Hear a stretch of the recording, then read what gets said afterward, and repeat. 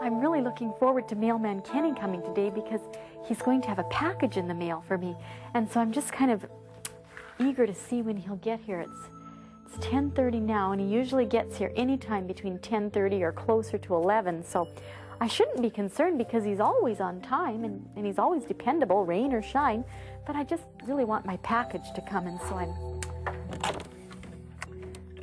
sure he'll be here any minute. Have you ever really looked forward to something coming, like I'm right now? You kind of just really can't wait for it to happen, right? I think I'll look again. He's there, and I think he's actually a little bit earlier than usual, so I'm going to check and see if he can have time to come in for a little visit.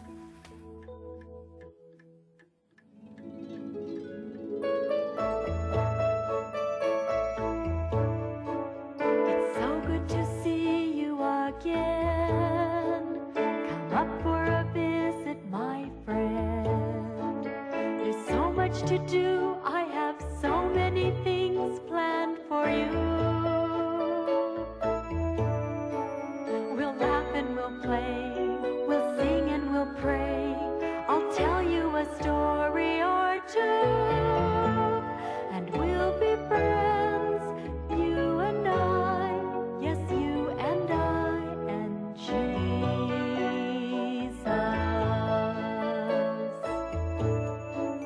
I'm happy you're here once again. It's so nice to have you as my friend.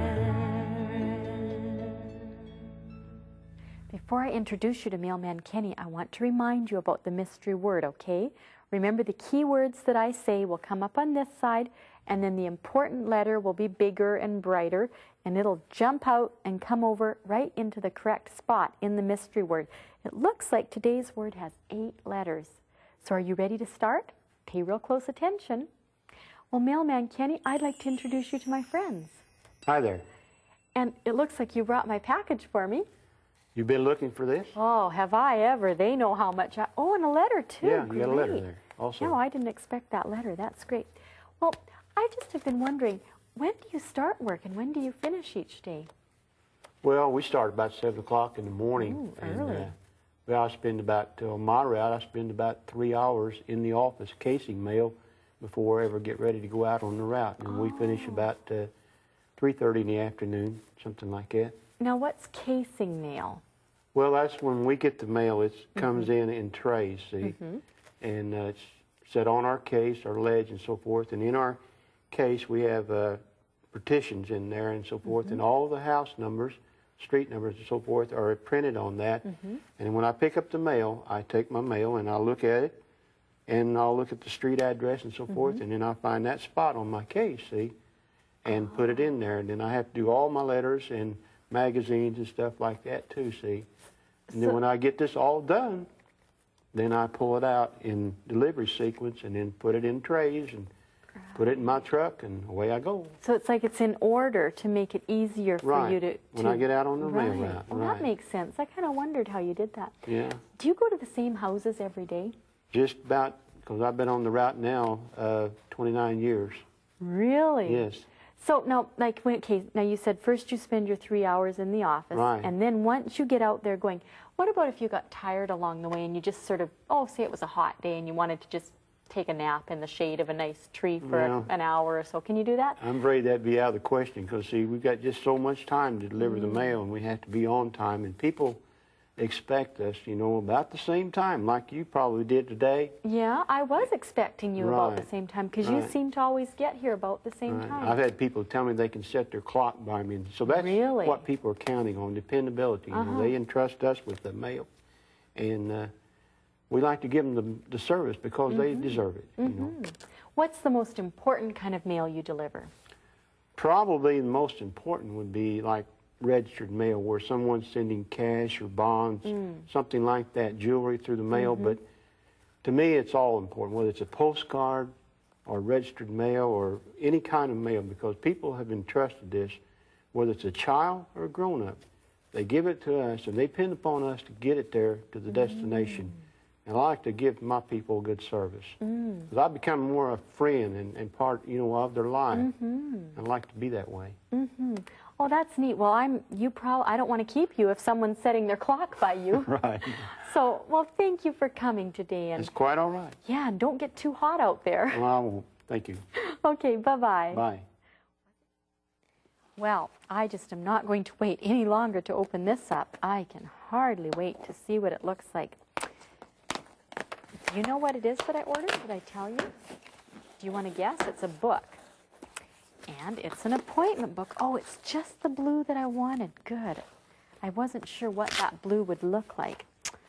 Oh, this book is going to be so great. It'll help me be so much more organized because it has like a page with, you know, each day so you can keep track of what you need to do that day. And then it has back here, there's where you can put people's addresses and phone numbers. And then here you can keep track of any specific projects you need to do. Oh, this is great. And then this is just a little scratch pad.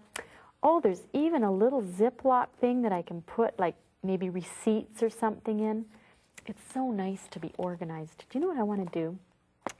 I think that God talks about being dependable and stuff like that.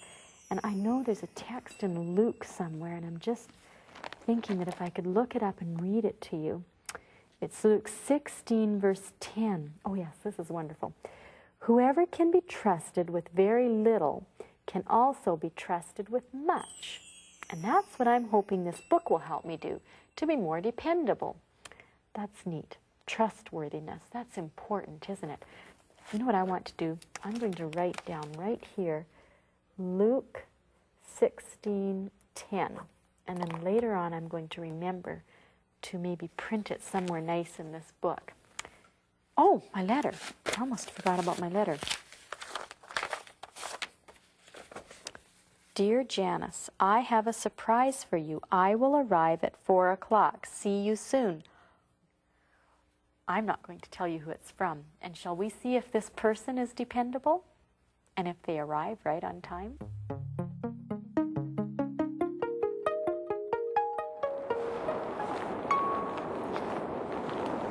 Ranger Connie, I'd like you to meet my friends. Hi. And what can you tell us about the tides and how the tides work? Well, the tides work because of the gravity of the moon and the rotation of the Earth. As the Earth rotates around, the moon pulls on the Earth, and whatever side of the Earth that's closest to the moon pulls all the water to that side and creates the high tides, and the low tides are on the opposite side. Okay, and so then how many times a day or a week will the tide come in and go out? There's 2 high tides and 2 low tides in a 24-hour period. Every day? Every day. Wow. Can you be sure that that will happen always? Yeah, that happens every single day, and there's predictable, like the phases of the moon, so we can predict them years in advance. Years in advance, so you can pretty well know what time the tide will come in next week on a certain day. Yep, the tide books are available, and you can get those at bookstores or bait shops, that sort of thing. I bet fishermen and boaters study the tide books a lot. Definitely need to know those, yeah. Great. What do the tides affect, like little animals that live around in the ocean? All the critters that live right in this area here. We have a good example here of the barnacles and some mussels and limpets. Now, which are the barnacles? The barnacles are these little guys. They're called buckshot, like the gun buckshot. They're called buckshot barnacles. And then we have these up here are limpets, and these darker ones in here are mussels. They're little baby mussels. Okay, okay. And these guys depend on the tides too, because right now there's no water around them. But as the tide comes in, they're going to get wet, and the water will bring in food for them to eat on, to feed on, and also bring them more moisture. Although with the rain, they don't. Yeah. But maybe the rain is the wrong kind of water, perhaps. Exactly. It's they need to have salt water. Okay. And when the fresh water comes in, they need to have the salt levels higher than this. And so even the rain probably washes the salt off them. Oh yeah. So the salt water, and then you said the salt water has little bits of food in it for them. Right, and there's little microorganisms. How does food get into a barnacle?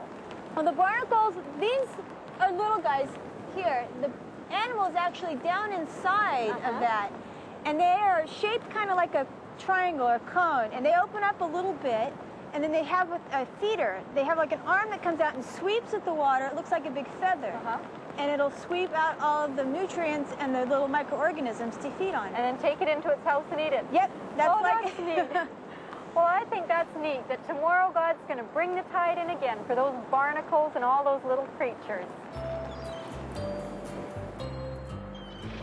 The tide comes in, the tide goes out. Tomorrow God will do it again. The geese come in, the geese go out. Next year God will do it again. They know where to go and the route to take. Just like the ocean with its big, big waves. Things grow up, things grow out. Tomorrow God will do it again. Hey kids, if you love all the fun things you get to do with Janice and her friends, you'll flip over this. It's Janice's activity book. Loaded with fun, this book teaches scripture through mazes, puzzles, dot-to-dot games, coloring, and more. And the best part is, it's free! Let's take a look inside. The scripture on this page says, Jesus Christ is the same yesterday, today, and forever. Now, let's circle the pictures that are the same. That's right, you've got the idea. There are many more fun-filled activities in this book just waiting for you. By the way, did I mention it's free? To get your very own copy, have your mom or dad write to Janice's Attic Activity Book, care of 3ABN, P.O. Box 220, West Frankfort, Illinois 62896, or call 1-800-752-3226. Don't wait, order yours today. Hi, Dr. Neblett. Hi, Janice. I'm sure glad you're dependable. I'm delighted to be here. You know what? We just came from the ocean, and Ranger Connie was there, and she was explaining the tides to us and how they work. Fascinating. They just come in and out every day like clockwork. You mean it's very dependable? Exactly. There's something else that's very dependable. It's about as big as your fist. Is my fist or your fist? My fist and your fist. But what about their fist? There's two. What do you think it would be? You tell me. It's your heart. Neat. Tell me about it. Your heart is in the center of your chest. Let's use Frank as our model right here. Let me take this off very quickly. And this is just like what my body is like inside. That's right. And here, in the center of your chest, is your heart. Okay. And everyone's heart is about as big as their fist. Your heart is made out of a muscle. Ooh. Let me show you right here. There are 4 chambers to your heart. Let me open them up. All of this inside each person's the size of their fist? That's right. And what's really important are these valves right here, because they allow the blood to only move in one direction as the heart is pumping the blood in your body. Oh, okay. Now, why does the heart need to pump the blood? Well, if it didn't work, we wouldn't work at all. Now, let me show you how dependable this pump is. Okay. Right here I have a model in front of me. And it has a valve in it just like the heart does. Okay. It only allows the, in this case, red fluid, it looks like blood, to move only in one direction. I'm going to hold this end down to make sure it works. And let's see what happens when I pump. Oh, it comes out, sure enough. That's exactly the way our heart works. It pumps blood from one end to the other, and the valves don't allow it to go back. It's very important. So they're kind of like those doors in shopping centers that only open One way, like a trap door, exactly. Now, there's something very important. We have to remember to keep this heart healthy and strong. Ooh, I'll say if it's that important. That's right. We do that with exercise, and we do that with eating the right foods. Very important. And why do we need blood to be pumped throughout our body? So why is that important? Well, this heart is very important to pump the blood that carries oxygen out into our tissues, and it brings back carbon dioxide that we breathe out into the air. That's what our heart does. And it makes sure that all of our organs work beautifully. If it weren't for the blood, we wouldn't have oxygen and we wouldn't live. That's why it's so important that it be dependable. And it is. It beats 60 to 80 times every minute as long as you live. And you never have to think about it. You don't. God made it very dependable. Well, I think we better take good care of our heart pumps then. I think we should. Now, there's something that I do when I take care of patients. I use this. Oh, what's this called? This is called a stethoscope. Ooh, okay. I put this end in my ears, and you put that end over your heart. Remember where it is? Right in the about center of here, your maybe? chest. That's right. Okay. Tell me, can you hear anything? I sure can. I can hear your heartbeat. Ooh. If you use a stethoscope, you can hear your heartbeat pump, Pump, pump, pump. The valves open up and close with a backbeat. Pump, pump, pump, pump. From toes to tummy and heart to head. When you're playing outside, when you're sleeping in bed, that heart keeps a pumping your blood so red. It's so dependable, God has said. It's so dependable, God has said. Pump, pump, God has said. So dependable, pump, pump, pump.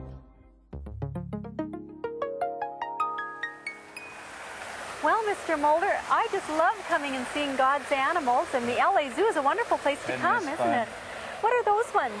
Those are ring-tailed lemurs from Madagascar. They're so South beautiful. It almost seems like they depend on each other and stay together. They do. Are there any other animals that you can tell me about that depend on one another? There's the meerkat, and that's right here. This, you see him watching in the sky there? Yeah. He's watching for predators, and all the rest of them can kind of go around their business, and he's the lookout. So you're saying that one of them stands guard so the others can play and have a nice relaxing time? Well, it keeps all of them safe. That's wonderful. Tell me, what do meerkats eat? They eat lizards and snakes and insects, and they don't seem to be vegetarians, but they seem to like those animals. Now, what kind of danger is the little meerkat watching for right now? These would be hawk-like birds that would swoop down on them. Swoop down and just... And these have been watching here at the zoo for the red-tailed hawk. For the red-tailed hawk. And you don't see the red-tailed hawk in view, but when he's near, they certainly are on guard. On guard. Well, that's great. Well, Mr. Mulder, what advice could you give to people, to children, about what they can learn from how dependable the little meerkat is? Well, if you can be trustworthy, not just to look out after yourself, but to look out after each other. Not only your friends, but everyone. Well, that's a neat lesson. I think I'd like to try and do that myself, and I think my friends would too. Well, we just appreciate you coming so much, and we have so many more things to do now, so don't go away because there's something exciting coming up. I have something I want you to think about with me. Think about how the mailman must have felt when he brought me my package right on time. What do you think he felt like? I think so too. I think he must have felt so proud of himself for arriving just at the right time with my package. It's a good feeling to be dependable, isn't it? Have you ever been dependable? How did you feel? Maybe you started the dishes without being reminded that they needed to be done. I bet you were proud of yourself when someone came in and said, "Thanks for doing those dishes." I bet you felt good, didn't you? Or maybe you made your bed real smooth without any wrinkles. That's a good feeling too, isn't it? It's a good feeling to do a job well and to be dependable about doing it. Now don't go away, because when we come back, we're going to have a guessing game about some people and things that are dependable. See you then. Did you know that one of the best ways to become a good friend of Jesus is by spending personal time with Him every day? Well, adults do that by praying and by reading their Bibles. But if you can't read, it's kind of hard, isn't it? Or maybe you just like listening to tapes. Well, here's a fun way to have your very own devotions every morning when you get up. Janice has made these morning time devotions for her kids and for you, complete with songs, prayers, and stories. For more information, have your parents write to Morning Time Ministries, Box 208A, Kitwanga, that's Kitwanga, British Columbia, V0J2A0, or call 1-800-263-7671. Here's the number again, 1-800-263-7671.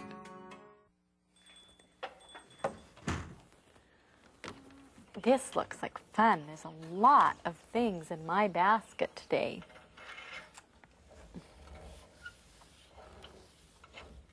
Okay, get it all the way up here.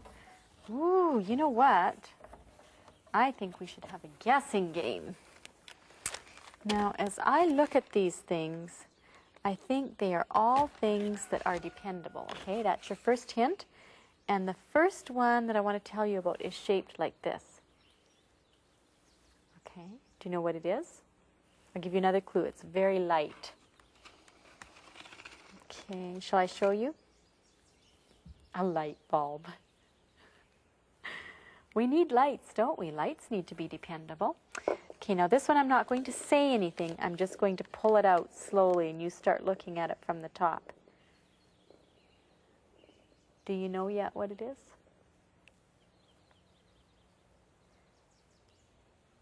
Do you have anything like this? You need glue to be dependable. If you want to glue something together, you need it to be dependable and hold together, don't you? Okay. Oh, this one. Boy, people sure depend on this. Okay, look at it. I'm just going to show part of it at first. Do you know what that is? Pull it a little bit more. Have you guessed? A faucet. Boy, you sure like it when you turn on that faucet. You're sure glad if the water comes out, aren't you?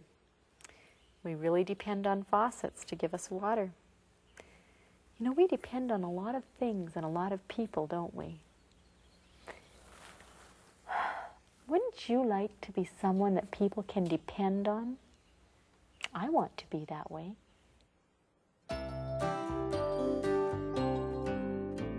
The bed gets made, the clothes picked up. Tomorrow we will do it again.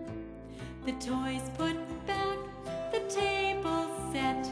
Tomorrow we will do it again. Doing your best with nothing hid. That's what God wants from dependable kids. Kids grow up, kids go out. Tomorrow God will help us again. Are you ready for a story? Yeah. Remember, last week we found out that the villagers couldn't figure out why there were noises in the cave. And then a boat disappeared all on its own and then came back. And they didn't know what had happened. And then the very next day, a horse belonging to one of the villagers just disappeared. Well, they were all about to plan a search to go looking for the horse when it appeared back in the barn, in its stall, with the gate latched and shut. And furthermore, the horse was tied up properly. Now, horses can't open doors to barns. Horses can't latch the stall. Horses can't tie themselves up. Everybody was curious. And they were just getting over that when one of the poor widows in the village, who had been very sick, became so surprised because one morning when she woke up, on the table beside her bed was a little box of crackers, 3 little herring fish, and 2 little loaves of bread. And she didn't know who had put them there. It had just come there during the night when she had been sound asleep. And everybody was saying, who did all of this? Is it something to do with the cave and the noises in the cave? Nobody could figure it out. Well, in Longview Village, one of the excitements each week was when the steamer came from Glasgow. And that brought the mail and packages and sometimes people. And this particular week, when the steamer came, all the villagers were on the beach watching because it was an exciting thing to have it come. And as they were watching, one man had a telescope, and he was looking through the telescope, and he said, "Ooh, there's some people getting off that I've never seen before." And so everybody was wondering who it was. And they got off the boat and into a little rowboat and then rowed into the shore. Well, it turned out those people was a boy and a man. Roy was the boy and Mr. Wallace was the man. And they were coming to spend Roy's summer vacation visiting Roy's uncle, and his uncle was the storekeeper. Well, as you can imagine, very quickly after Roy arrived in the little town, everybody started to tell about the stories of all the interesting things that had been happening. And Mr. Wallace, Roy's dad, he wasn't all that interested, but Roy's ears were just a-flapping in the breeze because this was so interesting to hear all these mysterious things. And he would listen to this one and listen to that one. And then one evening, one of the villagers said, you should go visit Oscar and Bruce. They're boys about your age. So Roy tried to visit them, but they weren't even home, and so he went back. And then the next day, someone said, you should go for a swim. The water in the bay is wonderful for swimming. So Roy went out for a swim, and he would swim from this rock, and then he would swim over to another rock, because you know you kind of get tired when you go swimming for a long time. But he was having just a lovely time swimming, and everything was really nice. And then that night, something else happened. One of the villagers had just bought a brand new, very expensive, lovely life jacket. And he was so proud of it, and when he wore his life jacket, he would just sort of strut his shoulders back because he was so proud of his jacket. And it disappeared during the night. And you can imagine that he was very upset about that. Well then, it had only been gone for just, maybe a day or so. And the next morning when he got up, he opened his door at 5:30 in the morning when he always got up. And there hanging from a nail right by his front door was his life jacket. Now, how did it come back? And how did it go away? And did that have anything to do with the widow's crackers? And did that have anything to do with the horse that tied itself up in the stall? And did that have anything to do with the noises in the cave? Roy was wondering, and so was everyone else in the village. Are you wondering who's doing all those things? Yes. Next week, we'll find out some more, okay? Now, did you write down our mystery word yet for today? What is it? Reliable. You're right. Reliable is like being dependable. If you're a reliable person, I know that I can count on you for something. And I'm glad that you watched again today. That was good. And I'm looking forward to seeing you next week. Bye for now.